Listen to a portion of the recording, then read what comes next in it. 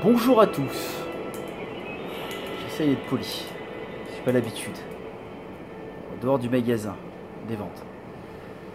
Cette vidéo, donc, va parler... Alors, le cœur de la vidéo, c'est la Wii U. Mais pour parler de la Wii U, il va falloir discuter. Enfin, je vais vous montrer mon point de vue. Parce qu'elle a de l'avenir. Ça a l'air con comme ça. Surtout Noël 2016. Elle a de l'avenir. Je vais vous montrer... qu'elle en a. Mais on va passer par plusieurs points. Le listing, les exclus quand même de la machine. Et un petit point vite fait sur la mini NES à l'heure qu'il est. Nous sommes le 21. On est le 21. 21 novembre. Nintendo est en train de fournir au compte-gouttes le reste de ses promesses. Parce que j'appelle ça des promesses. Hein. On nous a poussé à prendre de la réservation et au final, on a dû expliquer aux clients comment ça se passe. Normalement, c'est du compte-gouttes, mais toujours un peu plus. À partir de janvier, ça ira beaucoup mieux. Et en mars, on nous a à peu près promis que tout le monde serait plus que servi. Nintendo se rattrape. Se rattrape, oui. Se rattrape vis-à-vis de la clientèle. Mais moi, je suis quand même, en tant que vendeur, assez déçu de ne pas avoir été prévenu beaucoup plus tôt que ça allait très mal se passer. Ça se passe très mal. Le point de mini NES est terminé.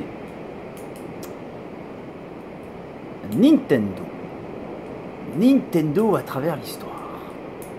Là, vous attendez des trucs incroyables. Non, on va le faire très vite. En venir au point que moi, je trouve intéressant. Et on a fait le tour sur Facebook. Donc, merci à tous ceux qui ont participé indirectement à la vidéo qui est en train d'être produite. À savoir que donc, Nintendo n'a jamais eu besoin d'éditeurs tiers. On est bien d'accord.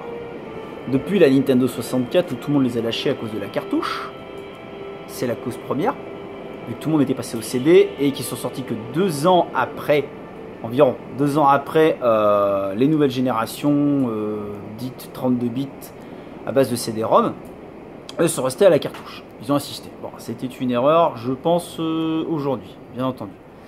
Mais bon. À partir de ce moment-là, on a vraiment vu des titres de chez Nintendo fournir le salaire de Nintendo et beaucoup moins d'éditeurs tiers. Certains s'y sont cassés les dents. On a eu des titres connus dessus, mais encore aujourd'hui, on serait capable de se demander s'ils ont été faits réellement sur ces bécanes-là. Donc très peu vendus. D'où certains Graal comme Resident Evil 2. Voilà. Et le 0 qui n'est jamais sorti dessus et est sorti beaucoup plus tard sur une machine plus récente. Ils n'ont besoin de personne, oui, et à chaque fois on entend parler des articles en disant que ça se passe mal, que Nintendo va stopper, va arrêter, etc.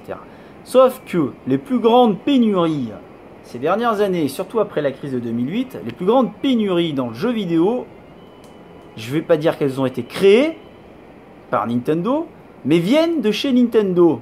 Qu'on soit bien d'accord, en mars 2015, on a eu le premier gros effet de chez Nintendo, de rupture sur produits pas sûrs, étant donné que le marché de la New DS était quasi dans ses départs, elle ne trouvait pas de public et on nous promettait des nouveaux jeux et les gens ne comprenaient pas ce qui se passait. Ça ne les a pas empêchés de créer une console en l'appelant 2DS et encore aujourd'hui on continue à expliquer à quoi elle sert. Le 2 va rien dire. Si, il n'y a plus le curseur 3D. Waouh, et elle prend tout. Ce mars 2015 du coup, on s'est retrouvé avec la fameuse New 3DS XL Zelda. À savoir que les mentalités changent très très vite, puisque celle d'avant, le jeu était à charger ou préinstallé, je sais plus. Alors je vous donnerai pas le nom des Zelda, c'est bon, on va pas s'attarder. Alors que c'était aussi en chargement intégré, donc en préinstallé, et ben ce prétexte qu'il n'y en a pas eu assez, les gens ont commencé à la chercher. Et là, plus rien à foutre de il y a une cartouche ou pas une cartouche. Comme quoi, les mentalités changent. Cette pénurie, du coup, a été de courte durée, d'environ 3 mois, mais a suffi à faire la réputation de Nintendo, puisque ça s'est fait en même temps avec les Amiibo. Oui, les Amiibo, c'était pas un produit sûr. C'était quelque chose qui avait été stipulé juste avant la sortie de la console. Donc on remonte à il y a très longtemps.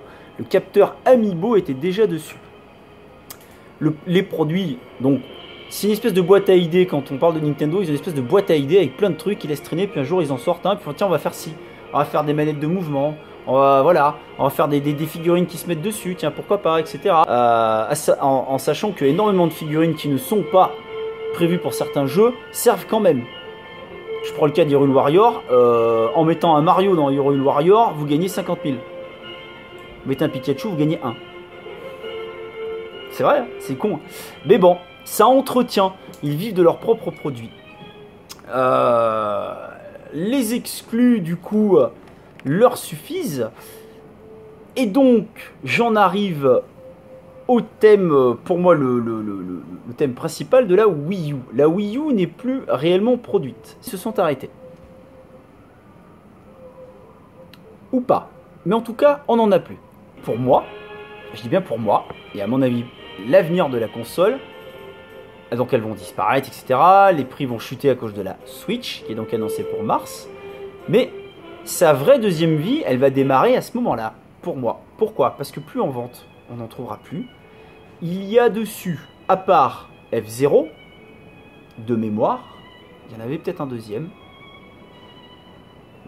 À part F0, il y en... Qu'est-ce qu'il veut, lui? Qu'est-ce que tu veux, toi? Ah! Tu peux me rendre mon taboulet? Je disais, j'en étais où? Oui, donc, le listing fait que la machine, pour moi, c'est une Super Nintendo. Ah, ça veut tout, ça veut rien dire, t'es taré, etc. Non! C'est sur cette console de chez Nintendo, qui est donc une console HD, qui a une qualité quand même assez supérieure. Oui, entre! C'est ouvert! Voilà. Donc je dis que c'est une Super Nintendo. Parce que, en fait, ce sera un appareil qui est complet, qui a toutes les licences de Nintendo au plus proche de la HD, c'est-à-dire propre, bien fignolé, bien terminé, et y compris avec des exclus. Alors, les exclus de chez Nintendo, en passant donc par les Zelda, des trucs qu'on ne trouvera pas ailleurs, même parfois jamais sur la DS. Comme la DS ne lâchera jamais un Pokémon correctement sur une Wii U, ce serait un suicide. Il y a énormément de titres, même le Star Fox qui a été boudé pendant un moment, les vrais joueurs s'y sont attardés et ont compris que le jeu était très très bien. Il n'était pas forcément très beau, enfin, il était un petit peu vide à des endroits, mais c'est quand même un très très bon jeu. C'est, si vous êtes nostalgique des années 90 et début 2000, Star Fox il est fait pour vous, c'est tout. Quand on fait le tour de la vitrine, on se rend compte que Nintendo a quand même mis un paquet de billes.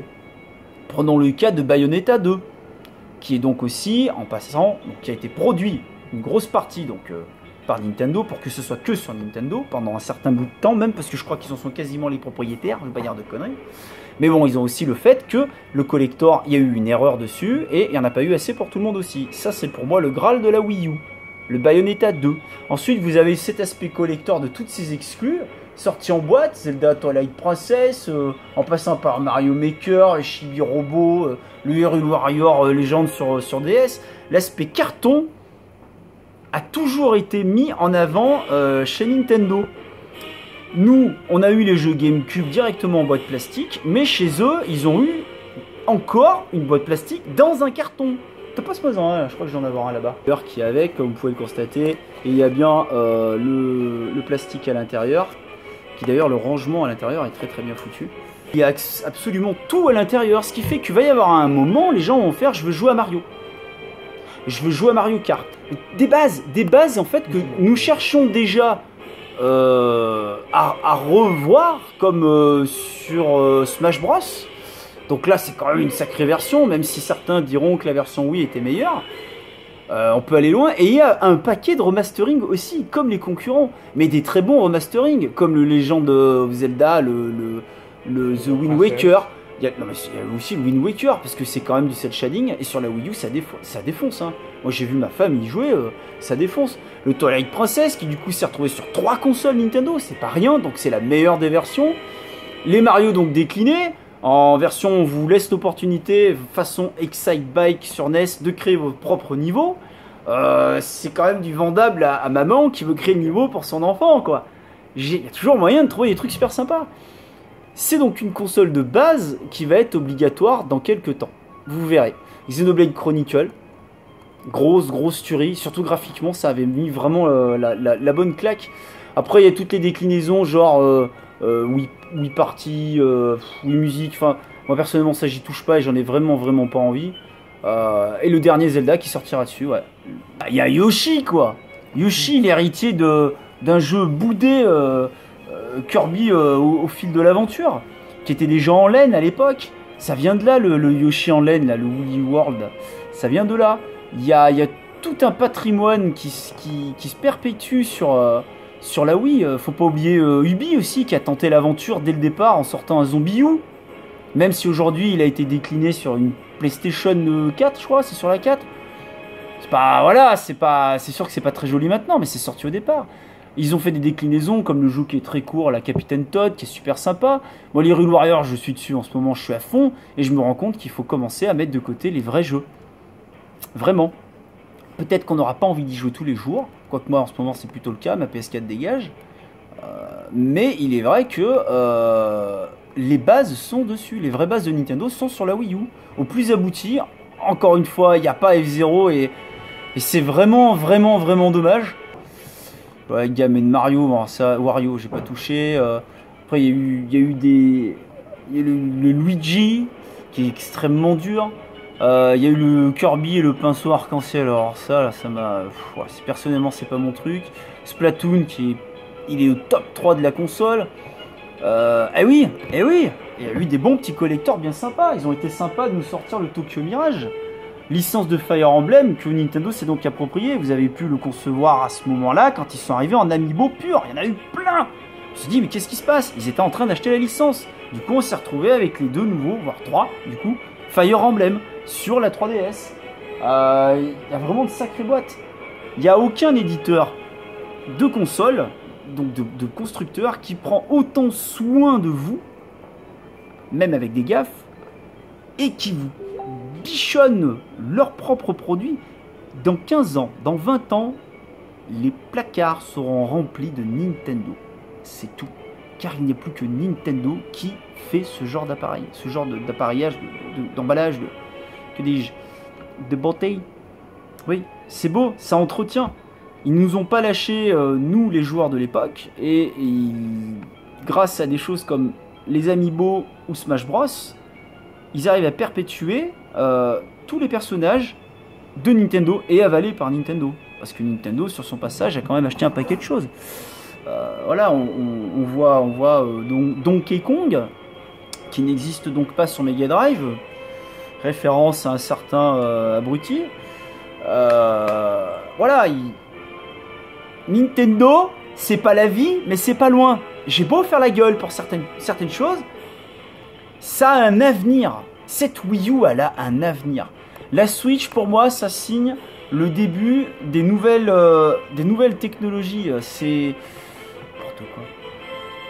D'ailleurs, en parlant de ça, Pikmin 3, un de mes jeux préférés là-dessus. J'avais kiffé les 2 premiers, mais le 3, pour moi, c'est l'aboutissement du Pikmin, hein, avec l'écran tactile. Et il y a eu, bah voilà, je vois Fast Racing Neo. Alors voilà, c'est pareil, il y a un Nintendo Shop qui est fourni, il y a une ligne qui est gratuite. Oui, j'ai vu qu'il y avait un physique à 14,99, ouais. Mais parce que ça a fonctionné du coup en téléchargement. Il y a une accessibilité, il y a le Nintendo Shop, il y a plein de choses. Il y a du rétro. Grâce à la Wii U, vous pouvez du coup acheter des anciens jeux sans acheter une mini NES, sans rien. Il y a de tout. Game Boy Advance, Super Nintendo. La Wii U, c'est un peu comme si c'était une plateforme multimédia mais exclusivement Nintendo. C'est-à-dire qu'on peut retrouver l'histoire de Nintendo à tous les prix. Du coup, ça va dépendre de ce que vous voulez et avec un câble HDMI. Et ça, c'est hyper important. Parce que les jeux Wii, moi, j'en ai redécouvert en les mettant sur la Wii U. Vraiment. Y compris le Kirby, pas au fil, mais l'autre.